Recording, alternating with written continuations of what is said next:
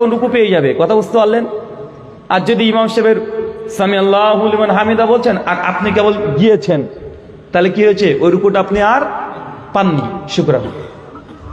সূরা নিসায় প্রথম বা দুইটা বিয়ে করার কথা বলা হয়েছে, তিনটা বা চারটা, মানুষ চারটা বিয়ে করে না কেন? ভাই, মানুষ একটা করে বিপদে। হ্যাঁ, সূরা নিসা 4 নম্বর আয়াতে আল্লাহ বলেছে তোমরা 2 2 3 3 4 4 বিয়ে করো, সম্ভব না হলে একটাই। কেন করে না চারটে ভাই? এটা সূরা নিসার 129 নম্বর আয়াতে আছে।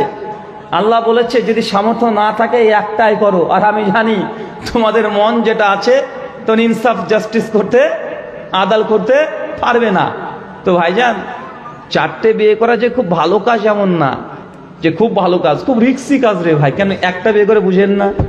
হ্যাঁ, একটাকে আপনি সামাল দিতে পারেন না, একটার অত্যাচারে আপনি অতুষ্ট, বা চারখানা সাহস তো আপনার কম না। তবে যার এই ক্ষমতা পাওয়ার আছে সে করতে পারে, তার কোনো সমস্যা নেই। অনেক মানুষ আছে 2 3 4 বিয়ে করে। তবে ইসলামে বিয়ে একটা যদি আপনার সামর্থ্য থাকে, কখনো আপনার জন্য ফরজ হয়, কখনো ওয়াজিব হয়। আবার বিয়ে করা যদি আপনার সামর্থ্য না হয়, আপনার না থাকে, বিয়ে করাটা ওই ব্যক্তির জন্য হারামও হয়ে যায়। কথা বুঝতে পারলেন? এখন যার সামর্থ্য আছে, 2টো ক্ষমতা, সে 2টো করবে। কিন্তু ক্ষমতা আছে তারপরে 2টো করে না, এই জন্য গুনাহগার হবে, পাপিষ্ঠ হবে, এমন কোনো বিষয় নয়। সহিহ জামে হাদিস নাম্বার 3127 আল্লাহ নবী বলছেন, যার 2টো স্ত্রী আছে কিন্তু দুজনের প্রতি ব্যালেন্স করে চলতে পারেনি, কিয়ামতের মাঠে ওই পুরুষ অর্ধ উলঙ্গ অবস্থায় উঠবে। এখন দেখেন, একদম অর্ধ উলঙ্গ অবস্থায়, পোশাকহীন অবস্থায় উঠবেন।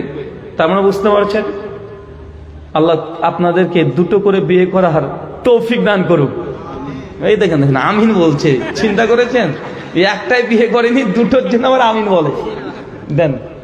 হিন্দু ধর্মের গ্রন্থ থেকে একটি শ্লোক ছিল। কেন রে ভাই, এর কোন কথা যে হিন্দুদের গ্রন্থ থেকে আমাকে শ্লোক শোনাতে হবে? প্রসঙ্গ আসলে তখন বলা যায়। আর আমরা আলুল হাদিস তো, অপ্রাসঙ্গিক হুজুর একটা গজল শোনান, হুজুর একটু আজান শোনান, এগুলো অস্বস্তিকর। তাই অপ্রাসঙ্গিক ভাবে আপনাকে মন্ত্রপাঠ করে শোনাতে হবে? জি না।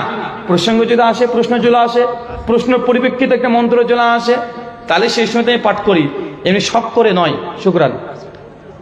প্রশ্ন হচ্ছে, যারা ইচ্ছাকৃত নামাজে টুপি পরে না তাদের বিধান কি?